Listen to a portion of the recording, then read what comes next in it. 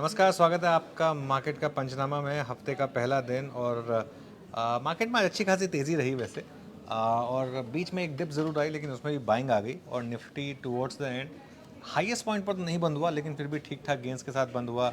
Mid cap action भी अच्छा खासा था, स्मॉल कैप एक्शन भी अच्छा खासा था और बैंक निफ्टी ने आज इसको लीड किया। बाकी खैर आपके सवाल भी के जवाब भी देंगे, लेकिन पहले एक मार्केट का पूरा ओवरऑल राउंड अप समझ लेते हैं श्रेया के साथ। श्रेया, गुड आफ्टरनून, बताइए। Good afternoon. बिल्कुल, हफ्ते का पहला कारोबारी सत्र तेज़ी दिखी। आज मार्केट में रौनक ही रही। जैसा कि आपने मेंशन किया, एक बीच में डिप आया था, लेकिन फिर से वहाँ से रिकवरी करने की कोशिश में था निफ्टी और बाजार ठीक ठाक लेवल पे क्लोज हुआ है। आज 111 अंकों की बढ़ोतरी के साथ 22,508 के लेवल पर निफ्टी ने क्लोजिंग दिखाई है। वहीं बैंक निफ्टी ने आउट परफॉर्म किया है, हालांकि यहाँ पे भी वोलेटिलिटी आज के सत्र में देखने को मिली। जाते जाते 293 अंकों की बढ़ोतरी और 48,354 के लेवल पर क्लोज हुआ है बैंक निफ्टी। स्मॉल कैप और मिड कैप में भी आज तेज़ी देखने को मिली। आधा फीसदी से ज़्यादा तेज़ होकर स्मॉल कैप क्लोज हुआ। मिड कैप देखें तो लगभग 0.25% की तेज़ी वहाँ पे भी देखने को मिलेगी। हालांकि ब्रेथ आप देखें तो थोड़ा रस्साकसी के माहौल वहाँ पे ज़रूर देखने को मिला। सेक्टर स्पेसिफिक बात करें तो आईटी और एफएमसीजी को छोड़कर सभी सेक्टर्स ग्रीन में क्लोज हुए। हालांकि आईटी भी क्लोज होते होते इन ग्रीन ही आ गया। अच्छी खासी रिकवरी इसने भी दिखाई।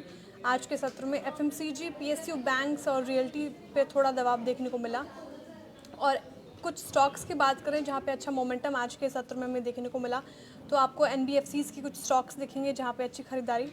बजाज फिनसर्व और कुछ फार्मा सेक्टर के स्टॉक्स, क्योंकि फार्मा में भी आज तेज़ी थी। डॉक्टर रेड्डी सिप्ला जैसे स्टॉक्स इन गेनर्स में शामिल होकर क्लोज हुए हैं, लेकिन कुछ ऐसे स्टॉक्स जहाँ पे डेंट ज़्यादा पड़ता दिखा, वहाँ पे एफएमसीजी और आईटी के स्टॉक्स आपको नजर आएंगे। विप्रो, आईटीसी जैसे स्टॉक्स में, नेस्ले इंडिया जैसे स्टॉक्स में आज गिरावट हावी होते हुए नजर आई। लेकिन सवाल ये बरकरार कि जो रैली आज के सत्र में देखने को मिली, कितनी टिकाऊ लग रही है आपको, और अब क्या लग रहा है यहाँ से कौन से लेवल्स इंपॉर्टेंट है, क्या करना चाहिए इन्वेस्टर्स को? देखिए श्रेया, लेवल्स बहुत करीब हैं हम एक्चुअली। 22,600 से 800 का जोन है निफ्टी पर और 48,500 के करीब का जोन है बैंक निफ्टी पर। ये वो क्रूशियल लेवल्स हैं जिनके ऊपर मुझे लग रहा है कि एक फ्रेश ब्रेकआउट मार्केट को मिलेगा। मेरी अप्रोच इस मार्केट पर अब ये रही है कि 22,300 के स्टॉप लॉस के साथ आप निफ्टी में लॉन्ग हो जाएं और होप करें कि वो स्टॉप लॉस ना लगे आपका, और एक बार के लिए और कुछ नहीं तो 22,800 तक एक बार आप हो सकता है कि टेस्ट करें। 22,800 पे वो जो एक प्रीवियस वॉल थी मार्केट की, वो है, तो वो अगर क्रॉस होगी तो थोड़ा सा इम्पोर्टेंट होगा। थोड़ा निफ्टी दिखा दीजिए ज़रा मुझे साइड में यहाँ पर। तो बात मैं निफ्टी की कर रहा हूँ इस समय। तो 22,600 22,800 का जोन है, वो अगर क्रॉस होगा तो मुझे लग रहा है कि थोड़ा सा यहाँ पर अब आपको थोड़ा सा और आगे जाके पॉजिटिविटी दिख सकती है शायद। ठीक है, आपको सवाल लेते हैं क्योंकि काफ़ी दर्शक हमारे साथ जुड़ते जा रहे हैं, और सवाल देखिए इन्फोसिस पे काफ़ी ज़्यादा सवाल आ रहे हैं। और दर्शन निकम जी पूछ रहे हैं, sir is Infosys at good level to buy? In fact आप देखिए निफ्टी आईटी में जो रिकवरी देखने को मिली है, जाते जाते इन्फोसिस, एचसीएल टेक जैसे स्टॉक्स डे हाई के आसपास क्लोज होते हुए नजर आए हैं।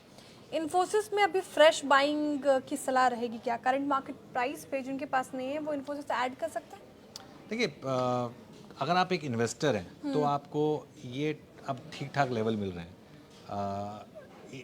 एसआईपी करें यहाँ से, अगले 6 महीने के लिए स्क्रीन को रोज़ देखना बंद कर दें और एसआईपी करें। लेकिन अगर आप एक ट्रेडर हैं श्रेया, तो मैं ये कहूँगा कि अभी थोड़ा सा शायद हो सकता है अवॉइड करें, क्योंकि क्या है ना, अभी किसी को नहीं पता कि यूएस में क्या होने वाला है, रिसेशन होगा या नहीं होगा, एआई कितना डिसरप्शन लाएगा या नहीं लाएगा।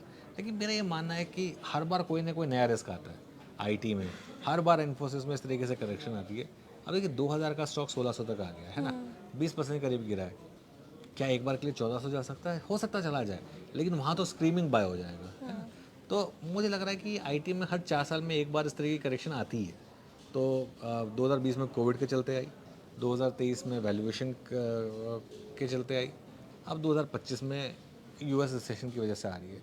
तो इसको आप एज एन अपॉर्चुनिटी देखें, स्पेशली अगर आप एक लॉन्ग टर्म इन्वेस्टर हो तो इस हिसाब ठीक से। है, लॉन्ग टर्म इन्वेस्टर्स है तो इसको अपॉर्चुनिटी एक देखें। सवाल मैं लेना चाह बिल्कुल। रहा था, किस्मत कौर, डॉक्टर किस्मत कौर पूछ रहे हैं प्रोटीन ई गव, इसके बारे में बताएं, is it good time to invest? देखिए किस्मत जी, प्रोटीन ई गव के बारे में ये कहूँगा कि मैं काफ़ी होपफुल था इस स्टॉक को लेकर, लेकिन इसका प्राइस पैटर्न कुछ और ही कह रहा है।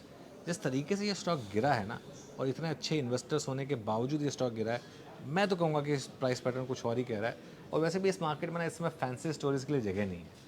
जहाँ अर्निंग्स का सपोर्ट है वही स्टॉक चलेंगे सिर्फ। ठीक है, जहाँ पे अर्निंग का सपोर्ट है वैसे स्टॉक्स आप रडार पे रखें। आहट ब्लॉग जी पूछ रहे हैं, इनको 1 लाख इन्वेस्ट करना है शेयर बाजार में। I would like two by 1 lakh of world shares, can you please advice which one is better, Indian hotel और BSE? 1 लाख इन दोनों ही स्टॉक्स में लगाए या फिर थोड़ा सा डाइवर्सिफाई कर सकते हैं? क्या करना चाहिए? देखिए, इन दोनों में से अगर मुझे एक चूज़ करना होगा तो मैं इंडियन होटल्स चूज़ करूँगा, क्योंकि BSE में भले ही ज़्यादा पैसा बनाओ, लेकिन इंडियन होटल्स में ज़्यादा तमीज़ से पैसा बनाए। मतलब वो एक बहुत ज़्यादा कंसिस्टेंट स्टॉक रहा है।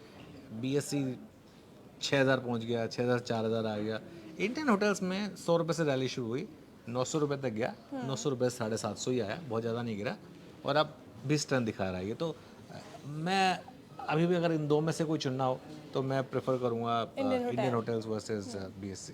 ठीक है, आज ये फार्मा पैक में अच्छी तेज़ी देखने को मिल रही थी। सिप्ला डॉक्टर रेड्डी गेनर्स में शामिल। रोहित श्रीवास्तव जी का सवाल है, Cipla doctor Reddy Lupin, which stock should I buy for short term? Short term के लिहाज से कौन सा स्टॉक सही लग रहा है आपको? देखिए, शॉर्ट टर्म के हिसाब से मैं ऐसे राय नहीं दे सकता आपको। और शॉर्ट टर्म की भी डेफिनेशन होती है, तो इसके लिए वैसे फ्रैंकली बोलूँ, डॉक्टर रेड्डीज़ का चार्ट सबसे ज़्यादा स्ट्रांग है।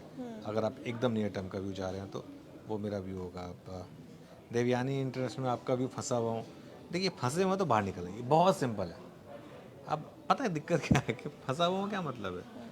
फंसा हुआ हूँ लेकिन मेरे प्राइस पे मैं निकलूँगा, ये थोड़ा ना होगा। फंसे हुए तो निकलिए। क्या होता है, आप एक ट्रेन में बैठते हैं, आप जा रहे थे चर्च गेट, आप बैठ गए बोरीवली की ट्रेन में, तो आप जितनी जल्दी अगले स्टेशन पर उतर जाएंगे उतना आपको कम चलना पड़ेगा, है ना? तो इसके लिए तो फंसे हैं तो निकल जाइए, कोई दिक्कत नहीं है। ठीक है, तो ये फिलहाल राय आप देवयानी इंटरप्राइजेस पे आप अप्लाई। ओबरॉय रियल्टी पे क्या व्यू रहेगा? सवाल आया था, मिस कर दिया मैंने नाम, चाचू लेकिन का हाँ। चाचू का सवाल है। देखिए, ओबरॉय रियल्टी बहुत अच्छे घर बनाता है, मैं रहता हूँ उसमें से तो मुझे पता है, और काफ़ी प्राइसिंग पावर भी है इनकी। ओबरॉय के ठीक सामने किसी और बिल्डर का फ्लैट आपको 30% कम रेट पे मिलेगा, फिर भी लोग ओबरॉय का फ्लैट लेंगे। क्यों? क्योंकि वो ओबरॉय है, इसके लिए। तो ये ऐसी कंपनियां बहुत कम होती हैं जिनके पास प्राइसिंग पावर होती है कमोडिटाइज मार्केट में। रियल एस्टेट कमोडिटाइज मार्केट है, लेकिन इनके पास प्राइसिंग पावर है, तो बिल्कुल बने रहें। कैश रिच कंपनी है, कोई डेट नहीं है बुक्स पे, एक शानदार स्मार्ट प्रमोटर है, मेरे ख्याल से हर डिप पर बाय करें। ये मेरा एक व्यू होगा यहाँ पर as far as Oberoi realty is concern. Ola electric, देखिए इंस्टाग्राम पे भी सवाल है सर बहुत इस पे। क्या करें। देखिए, अब दिक्कत क्या होती है, मैं दिल से चाहता था कि ओला इलेक्ट्रिक सक्सीड हो, क्योंकि एक इंडियन एंटरप्रेन्योर ने बनाई है, लेकिन दिखते हैं यहाँ पर, और क्लियरली वो दिखते हैं, शॉर्ट होने का नाम नहीं ले रही हैं। अब तो 50 के भी नीचे आ गया। बताइए किसने किसने सोचा था कि ये इस तरीके से गिरेगा? देखने को मिलेंगे ओला इलेक्ट्रिक हाँ, में। बिल्कुल। तो जिनके पास है वो एग्जिट करें? अब देखिए, मैं इसमें फ्रैंकली बोलूँ ना, मुझे नहीं पता क्यों, क्योंकि ये इतना वॉलेटाइल स्टॉक है, कल को यहाँ से 20% भाग गया तो। लेकिन एक चीज़ समझ लीजिए, इस मार्केट में ना लॉस मेकिंग कंपनीज के लिए जगह नहीं है। अपने पोर्टफोलियो में सिर्फ profit making, high cash flow, और एकदम जिसे कहते हैं ना 24 कैरेट सोना, वो रखें इस मार्केट में। थोड़ा महंगा मिलेगा 24 कैरेट सोना, लेकिन लेना आपको वही पड़ेगा। ठीक है, हम थोड़ी देर पहले ओबरॉय की बात करते थे, प्रेस्टीज पे भी एक सवाल है। अम्बेश पूछ रहे हैं क्या करना चाहिए, प्रेस्टीज उनके पास है। प्रेस्टीज बहुत गिरा है, और ओवरऑल ऐसा कोई कंपैरिजन नहीं है प्रेस्टीज का। प्रेस्टीज और ओवरऑल में ज़मीन आसमान का फ़र्क है। प्राइस पैटर्न ही आपको बता रहा है। मेरे ख्याल से प्रेस्टीज जैसे स्टॉक से भी कुछ समय के लिए दूर रहें। जब से ये F&O का हिस्सा बना है, ये स्टॉक ने गिरना नहीं बंद किया। आप इसका 6 महीने का चार्ट देख लीजिए, हॉरर फिल्म जैसा लगेगा। अगर आप हॉरर फिल्म के फ़ैन हो ना, तो वो उस तरीके का लगेगा प्रेस्टीज एस्टेट। तो इसके लिए मैं थोड़ा सा अवॉइड ही करूँगा इसको यहाँ पर। ठीक है सर, आप हॉरर मूवीज देखते हैं? बहुत ज़्यादा, मैं बहुत बड़ा फ़ैन हूँ हॉरर मूवीज़ का। फेवरेट हॉरर मूवी कौन सी है? कॉन्ज्यूरिंग। आई थिंक अगर मुझे एक कोई एक मूवी किसी को रेकमेंड करनी हो हॉरर मूवी, तो वो कॉन्ज्यूरिंग है। उसमें सिर्फ एक सीन है जिसमें एक्चुअल में भूत दिखाते हैं, उसके अलावा पूरी फिल्म में कहीं भूत नहीं दिखाया गया। सिर्फ एक साउंड इफेक्ट और सिर्फ एक स्टोरी लाइन का सहारा लेकर कैसे डराया जा सकता है वो बताते हैं। हाँ, वो बताते हैं इसमें। श्वेता जी पूछ रही है, बजाज फिनसर्व और वरुण बेवरेजेस का उन्होंने कॉल ले रखा है, क्या व्यू रहेगा? नहीं, बजाज फिनसर्व में तो शायद हो जाए, बन जाए पैसा आपका, लेकिन मैं बताऊँ ये मार्केट ना कॉल पुट लेने वाली नहीं है श्रेया, क्योंकि ये मार्केट में ना कॉल पुट ले मोमेंटम हो आपके साइड पर। ये मार्केट में क्या ना, एक दिन चलेंगे, अगले दिन फिर गिर जाएंगे। फिर चलेंगे, फिर गिर जाएंगे, ऐसे one step back one step forward, ऐसी मार्केट है। तो इसके लिए मेरे ख्याल से तो ऐसी मार्केट को थोड़ा सा अवॉइड करें, ऐसे स्टॉक में कॉल्स पुट्स को थोड़ा अवॉइड करें, तो वही मेरे ख्याल से एक बेटर रहेगा।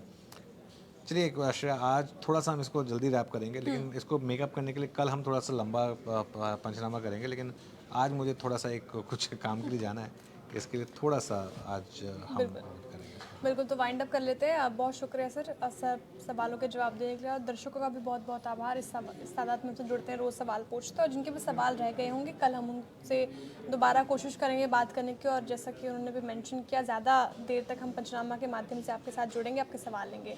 तो इस शो में इतना ही, फिलहाल दीजिए इजाज़त। देखते हुए सुनते से आवाज़। नमस्कार।